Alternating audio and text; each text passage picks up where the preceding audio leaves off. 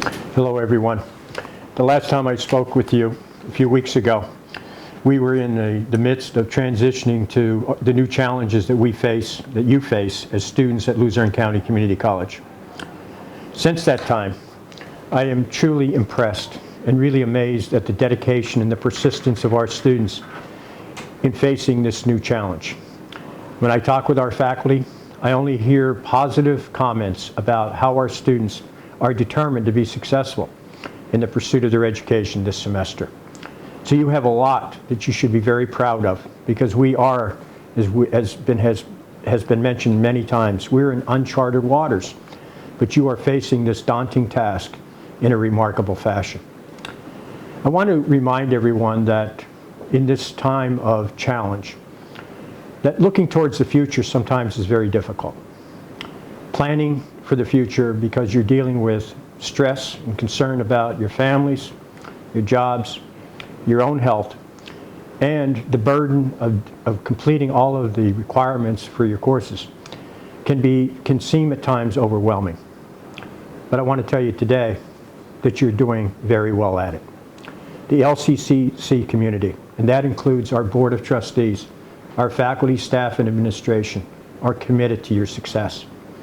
It is very important for you to remember that, as we have reminded you in the past, you are not out there on an island. We are available to support you in any way that we can. And that includes the range from talking with our counselors about some of the stresses that you're enduring. If you're in need of anything from our food bank, we're available if you contact us to provide that support. If you need some online tutoring, if you're going through a part of your course that you really need assistance, our tutors, our professionals are available to help you. So there are so many ways that the college can support you during this time.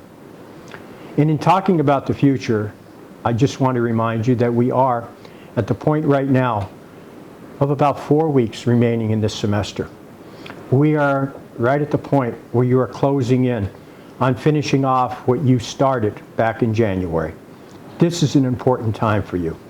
I urge you, do not give up.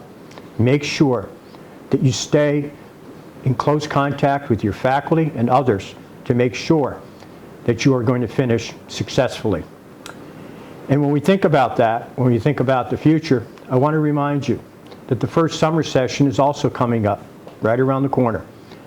And we have committed ourselves to providing a full range of courses as we have in the past, but we also have decided that we need to continue this online and remote delivery. We cannot take the chance at this point in scheduling in-class instruction and then risking having to make that change, which would impact you adversely.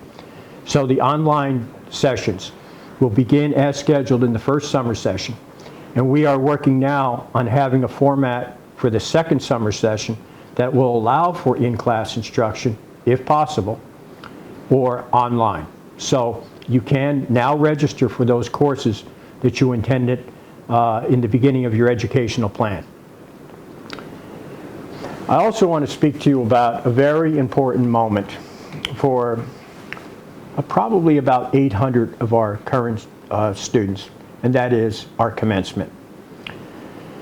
I have to say that one of my favorite times of the year begins just about right now with honor societies and recognition of our student athletes, and it culminates with our commencement.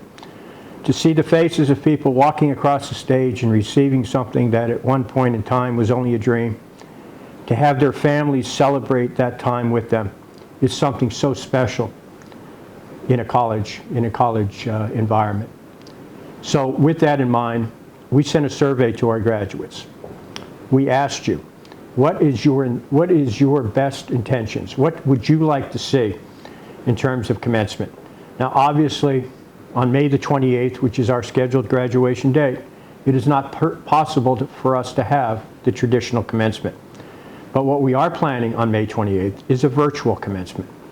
We will recognize our students by name. We will recognize them on the attainment of their degree, their certificate, and their diploma. And we will do it in such a way that it will have a meaningful opportunity for you and your families to participate in that in the awarding of those diplomas. But then we are also planning, based on the results that you have provided us, to have an in-person commencement on Friday, August 14th. We don't want to have you miss this opportunity to celebrate with your friends, those in your class, and your families. So we will be holding on our campus a commencement ceremony, and information about commencement will be provided for you over the next week or two, including the virtual commencement scheduled on May 28th and the in-person commencement August 14th. Now I want to also go back to something that I think that in addition to the tremendous commitment that you're making at this time, we know that there are students who need some assistance in a variety of ways. We want to make sure that you participate, as I mentioned earlier, and I'm reiterating this because I think it's really important for you to understand that tutoring, counseling, chat sessions where you can get involved with members of our professional staff, and registration assistance for those of you who are looking at the summer and also the fall term to register for courses. That is all available for you remotely. So check the college's website for more information. To check it about what we're talking about today concerning registration, about our support services, about commencement, all of that information will be available for you, and there will also be contact information for you to ask us questions about the information that we are providing. Most importantly today, my message is about the fact that we are almost there, 4 weeks remaining in the semester. You have met this challenge to this point. And I want you to know that finishing what you started is so important. Sometimes it's lost in the midst of the challenges we face. But once you complete the semester, once you complete the courses that you intended to do, you will be in a position where you'll be ready for the next phase, for your next plan for courses and continuing your college education. And to help with those challenges relative to your grades at the end of the semester, I want to remind you of what we announced several weeks ago, and that is that we have modified our grading policy, basically upon the recommendations of our college faculty, with the intention of easing the burden on you at this point in time so you don't have to think about grades. I'm reminded that education, the essence of education, is not about grades. The essence of education is about learning.